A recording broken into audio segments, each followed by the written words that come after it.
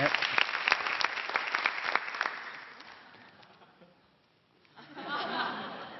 네, 아무나 하니까 되는 게 아니군요, 이게. 멋있어서 따라해봤는데, 저는 좀 안 어울리는 것 같습니다. 오늘 영화 얘기를 좀 할 거예요. 아주 짧게, 한 30초? 30초 영화 얘기를 드릴 건데요. 제이슨 본이라는 친구가 나오는 본 아이덴티티라는 영화를 아마 다 보셨을 거예요.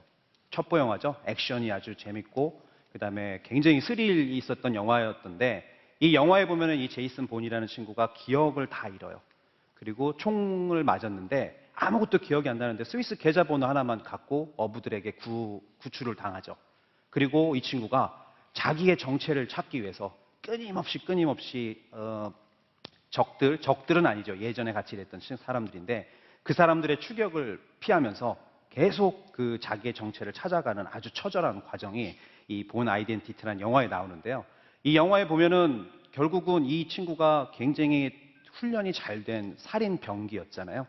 근데 사실은 자기가 기억을 전부 다 잃고 다시 원점에서부터 자기의 정체성을 찾기 위해서 노력을 하는 과정에 사실은 자기가 살인 병기가 아니었던 자기의 원래 진실된 모습을 찾게 되는데 오늘 저는 그 본에 대해서 다시 말씀을 드리려고 합니다. 그래서 또 다른 본 아이덴티티인데요. 본 아이덴티티라는 게 이제 본질에 대한 얘기를 좀 드리려고 해요.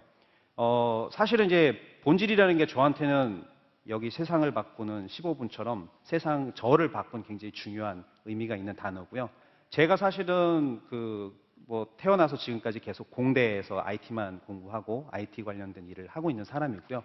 그리고 최근 10년 동안 굉장히 많은 것들이 변화되어 오는 그 와중에 제가 모바일 기기를 이렇게 연구 개발하는 일들을 쭉 해왔습니다. 그러면서 느꼈던 게 세상이 이렇게 막 변하고 있는데 왜 희한한 게 느껴지는 게 뭐냐면은 분명하게 같은 거를 같은 사람들이 보고 있는데 분명히 다른 결정을 하거나 다른 생각을 하고 다른 행동을 옮기는 사람들이 뭔가 새로운 것들을 만들어내는 그런 경우들, 사례들을 너무 많이 보게 되는 거예요. 그래서 도대체 이런 차이가 어디서 왔을까를 그동안 굉장히 많이 고민을 했습니다. 왜?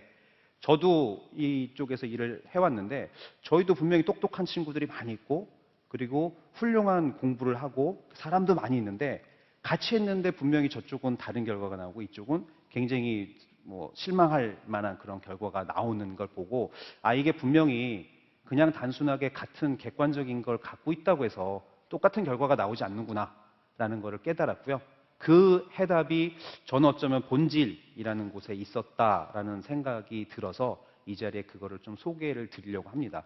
본질이라는 거는 사전적인 의미로는 어떤 사물이나 실체의 그 본래부터 갖고 있었던 성질을 결정하는 가장 중요한 특성이라고 얘기를 하는데요. 보통 본 비빔밥, 본이라는 말, 본 참기름 이런 거 많잖아요. 본이 들어가는 건 뭔지 좀 원조의 느낌이 나고 좀 뭔가 좀 기본적인 게 돼 있고 이런 느낌이 드는데 이 본질의 본 아이덴티티라는 말을 이제 다시 얘기를 하면 본질의 정체성인데요. 정체성이라는 단어가 그럼 뜻이 뭐냐? 정체성이라는 말 많이 쓰죠. 야, 너의 정체성을 찾아. 커밍아웃해. 이러는데 정체성이라는 게 사실은 뭐냐면 변하지 않는 존재의 그 본질을 깨닫게 되었을 때 그 깨닫게 된 그 사실, 그 성질, 그 자체를 정체성이라고 하는데요.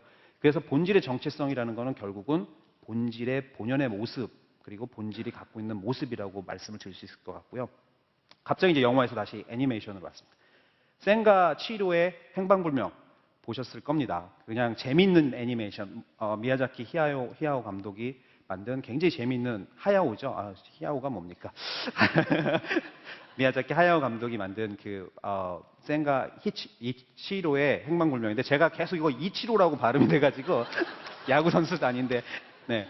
그래서 여기 보면은 이 센이라는 친구가 아빠랑 엄마랑 같이 이사를 가다가 길을 잃어요. 그래서 이상한 그 마을에 들어가게 되는데 터널을 통과해서 여기에서 아빠랑 엄마가 갑자기 그 차려진 음식을 먹고 돼지가 돼버려요. 그리고 자기 이름도 잃어버리고 말도 못하게 되고 근데 센은 어떻게 하다 그 음식을 먹지 않아서 그리고 하쿠라는 친구 남자가 도움을 줘서 자기 이름을 잊지 않고 어떻게든 여기를 탈출해야겠다라는 그런 사명을 가지고 굉장히 힘든 경험들을 하면서 그 마을에서 탈출을 하는데요. 거기에 보면은 그 마을의 핵심이 뭐냐면 사람들이 이름을 잃거나 자기의 정체성을 잃게 되면 더 이상 존재하지 않는 사람이 된다는 거죠. 그래서 이 애니메이션에 사실은 굉장히 깊은 뜻이 숨겨져 있는데요. 그 애니메이션을 한번 나중에 이 강의를 듣고 한번 다시 보시면 굉장히 다른 의미가 있었구나라는 걸 느낄 수 있을 것 같고요. 실제로 그 본질이 그럼 뭐야? 너무 뭐 어렵잖아. 뭐 공대생이 나와서 뭐 철학을 강의하라는 것도 아니고 뭐야? 이렇게 물어보실 텐데 굉장히 쉬운 예를 하나 제가 보여드릴게요. 에스프레소랑 약방의 감초. 다 에스프레소라는 거는 사실은 여러분들 커피 좋아하시죠? 커피 요즘 예전에는 다 이렇게 그 프림 이렇게 넣어서 설탕에 이렇게 찐득찐득 달게 많이 드셨는데 요즘은 다 보면은 옛날에 블랙커피란 말이 있었어요. 근데 요즘 블랙커피란 말 없잖아요. 뭐냐면 그만큼 커피가 대중화가 됐다는 얘기인데 커피에 보면은 아메리카노를 시키든 라떼를 시키든 프라파치노를 시키든 뭐 카페라떼 뭐 카푸치노를 시키든 거기에는 다 에스프레소가 들어갑니다. 그러니까 원액을 에스프레소로 뽑아서 그걸 가지고 그 모든 커피들을 만들어요. 그래서 에스프레소가 없는 커피는 사실은 존재할 수가 없죠. 그냥 일반 뭐 드립 커피나 이런 거 말고요. 존재할 수 없는데, 야, 그러면 그게 본질이냐? 그렇죠. 그게 본질의 하나의 예라고 볼 수 있고요. 야, 그럼 약방의 감초도 본질 아니야? 다 들어가잖아. 이렇게 말씀하실 수 있잖아요. 약방의 감초는 여러분들이 드시는 한약이나 이런 데 다 들어가요. 왜 들어가냐면 효능 때문이 아니라 맛을 달게 하기 위해서. 그래서 녹용을 사서 몸이 허해서 녹용을 사서 드셨는데 거기서 감초가 들어있는데 그러면 감초가 거기서 본질인가요? 거기는 감초가 들어있든 안 들어있든 녹용이죠. 그러니까 약방의 감초도 똑같이 에스프레소처럼 어디에든 다 들어있지만 본질은 아니라는 거죠. 그래서 본질은 에스프레소 같은 걸 본질이라고 보통 얘기를 하고요. 그릇의 본질은 무엇일까요? 그릇은 무엇인가를 담을 수 있어야만 본질입니다. 그 그릇이 무엇을 담을 수 없으면 그거는 그릇의 본질이라고 말할 수 없고요. 그 장식용 그릇은 못 담아도 상관없잖아. 이렇게 얘기하실 수 있죠. 하지만 장식용 그릇조차도 못 담아서는 안 되고 뭔가 멋이나 아니면 그 안에 뭔가 남들에게 보여줄 수 있는 그런 아름다움을 담아야 그게 그 장식용 그릇으로서 의미가 있다고 볼 수 있고요. 의자입니다, 이게. 의자 같이 안 생겼죠? 이게 사실 되게 큰 의자인데 이거 딱 보면 제가 의자라고 얘기 안 했으면 저것도 그릇인가? 이렇게 얘기하실 수 있을 것 같아요. 아니면 그냥 장식품인가? 근데 사실은 저거는 사람이 앉을 수 있는 의자고요.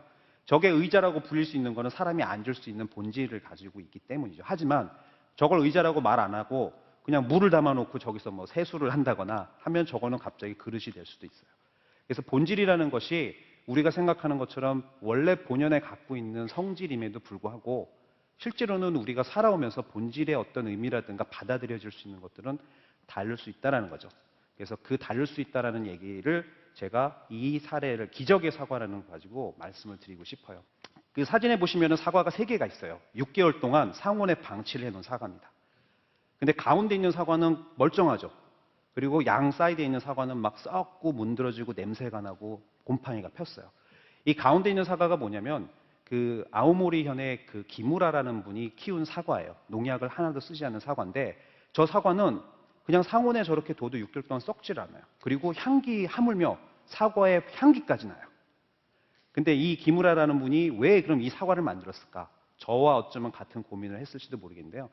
왜 사과를 농약 없이 그 자연 그대로 못 만들까라는 고민을 옛날에 하셨어요. 그래서 사과를 진짜로 농약 없이 사과 그거 자체로 만들어 보고 싶다라는 생각을 했고 그래서 그 사과를 농약 없이 6년, 7년 동안 열심히 해요. 한데 사과가 농약을 치지 않으면 자라질 않아요. 벌레도 너무 많이 끼고 실제로 사과가 한 해에 만약 벌레를 먹어서 자라지 않게 되면 그 다음에는 아예 사과가 열지도 않아요. 그래서 6년 동안 정신병자라는 소리도 듣고 6년 동안 사람들한테 놀림도 당하고 먹을 게 없어서 정말 힘들게 살아오면서 6년을 정말 포기하지 않고 저 사과를 만들기 위해서 노력을 했는데요. 결국은 실패를 했어요. 그래서 이 기무라라는 분이 술을 한 병 들고 자살을 하러 밤에 산에 올라가요.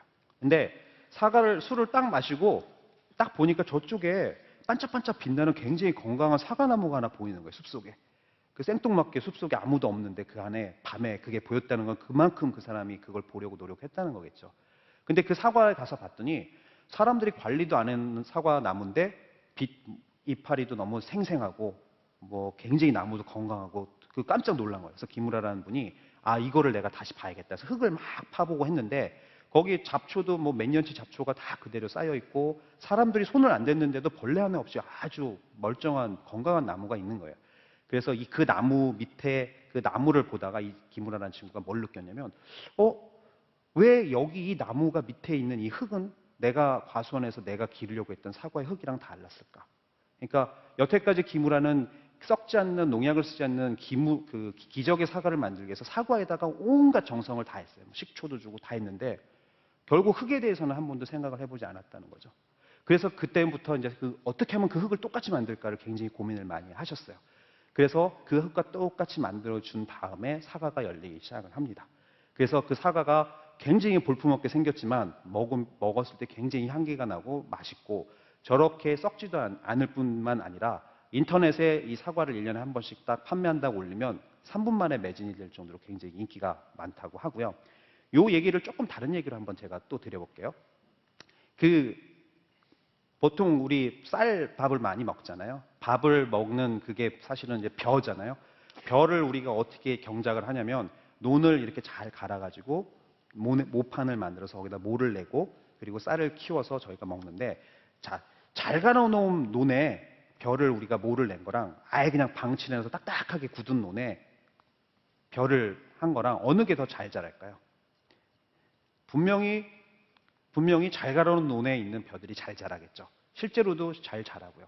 근데 이 말씀을 드리는 이유가 뭐냐면 이 실험을 해보니까 실제로 잘 갈아놓은 논에 있는 벼들이 굉장히 잘 자랐어요. 근데 잘 갈지도 않고 그냥 딱딱한 논에 있는 벼들은 자라지도 않고 잘 크지도 않고 여물지도 않고 이러고 있었는데 한 3개월이 지나니까 갑자기 안 자라던 그 논의 벼들이 갑자기 크기 시작하는 거예요. 그리고 시간이 지나니까 오히려 더 커지면서 아주 큰 벼 알갱이들이 열리기 시작을 하는 거예요. 이상하죠? 정성을 들인 논의 벼들은 처음엔 잘 자랐는데 그 다음엔 잘 자라지 않고 그냥 별거 하지 않았는데 그 논에 있는 벼들이 처음에는 굉장히 지지부진하게 있다가 갑자기 잘 자라게. 근데 그 원인을 봤더니 이런 거죠. 잘 갈아놓은 논에 있는 벼들은 너무 뿌리를 쉽게 내릴 수 있었던 거예요. 그래서 빨리 뿌리를 내리고 빨리 영양분과 물을 흡수해가지고 벼를 키우다 보니 내가 크게 깊게 뿌리를 내리지 않아도 내가 원하는 만큼의 성장을 할 수 있었던 거고요. 정말 그 척박한 땅에 있었던 벼들은 살아남아야 되는데 땅도 딱딱하니까 잔뿌리를 만들면서 열심히 퍼져나간 거예요. 그러니까 처음에는 외형적으로 클 수가 없는 거예요. 뿌리를 만들어야 되기 때문에. 그래서 계속 뿌리를 만들고 깊이 그 뿌리를 뻗어나가다가 뿌리가 많아지면 어떻게 되겠어요? 영양분이랑 수분을 얼마든지 흡수할 수 있는 어떤 그 임계점을 넘을 수가 있겠죠. 그 이후에 갑자기 이 벼들이 엄청나게 성장을 한 거예요. 하물며 이 해에 태풍이 불었는데 저 앞에 있는 잘 갈아놓은 논에 있는 벼들은 거의 다 쓰러져 버렸어요. 그런데 이렇게 악착같이 자란 이 벼들은 거의 다 쓰러지지 않고 살아남았다라는 그런 사례가 있고요. 그래서 제가 이제 생각한 거는 결국은 이건 것 같아요. 그런 본질을 볼 수 있는 것들이 굉장히 중요한데 그 본질이라는 게 결국은 호기심으로부터 시작된 굉장히 세밀한 관찰들이 굉장히 본질을 바라보려고 했던 그런 통찰력 있는 시각으로 해석이 되었을 때 볼 수 있는 거다라는 생각이 들었고요. 그리고 그런 본질들이 묶이고 서로 연결이 됐을 때 우리가 말하는 기존에 존재하던 새로운 가치가 창조될 수 있구나 하는 것을 많이 느꼈습니다. 그래서 여러분들이 좋아하시는 스티브 잡스라든가 안 좋아하시는 분도 계시겠지만 다른 그런 분들이 새로운 것들을 만들어낸 게 결국은 어디 없는 거 갑자기 나온 게 아니라 기존에 존재하는 것들 중에 본질들을 각기 다른 곳에 있는 본질들을 찾아서 엮어내서 창조를 했다라는 그런 생각이 들었고요. 제가 그런 생각을 한 거랑 샤르트르가 한 말이랑 조금 일치되는 부분이 있는데 뭐냐면 실존이 본질에 앞선다라는 얘기를 했는데 제가 생각하는 게 본질은 변하지 않는 절대 가치는 아닌 것 같아요. 그러니까 사람이 어떤 인간의 본질이 시간과 장소에 따라 다르게 적용이 되듯이 이 본질이라는 의미는 나한테 정말 어떤 의미가 중요한가 그게 정말 중요하기 때문에 내가 생각하는 어떤 나의 존재의 실존 그리고 내가 생각하는 가치가 그 본질의 가장 중요한 가치관 척도가 될 것 같고요. 본질을 읽는 것 중에 가장 중요한 거 제가 오늘 말씀을 드리려고 하는 것 중에 사실은 가장 중요한 주제인데요. 뭐뭐답다라는 말이 있어요. 나답다, 너답다, 남자답다, 여자답다. 뭐뭐답다라는 말이 있잖아요. 그 답다라는 말이 결국은 본질을 가장 잘 갖고 있다라는 된다라는 말인 것 같아요. 그래서 아까 제가 이렇게 했을 때 저답지 않았던 이유는 제가 교통예보관이 아니었고, 그러니까 뭐뭐답다라는 얘기가 결국은 내 아의 본질을 찾아가는 굉장히 중요한 어떤 그 키워드라고 생각이 듭니다. 그래서 오늘 그 본질에 대한 의미를 다시 한번 생각을 해보시고요. 가장 나답게 사는 것이 바로 여러분들의 본질을 가지고 사는 거라는 생각이 듭니다. 감사합니다.